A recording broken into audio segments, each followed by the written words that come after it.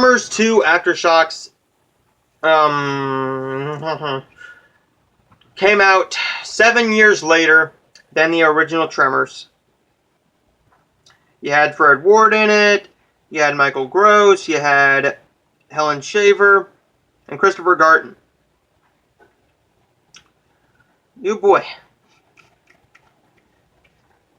7 years too late. You should have made one in 1990, had it come out in 1991, then kept on going. But what they did here was they did the first one in 1989, second one 1996, third one 2001, fourth one 2003, the fifth one I believe 2015, and then the sixth one this year.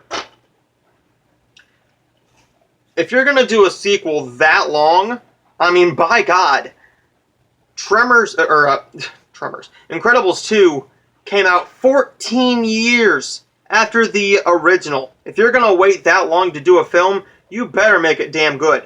They couldn't even put it in theaters. It was a straight to VHS and DVD movie. I believe DVD was just starting out with like flipper discs.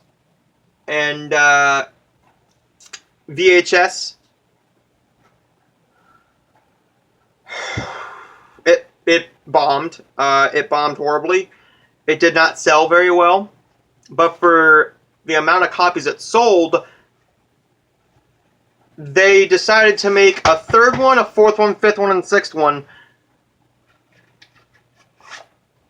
The second one, Michael Gross and Fred Ward are back, trying to get these underground creatures known as graboids.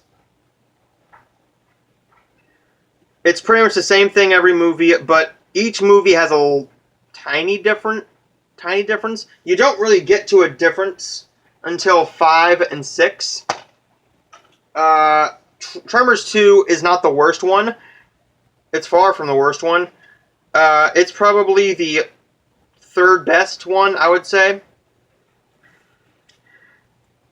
There's not much to say. For a straight to VHS movie, you could have put a little bit more effort into it, is all I'm saying.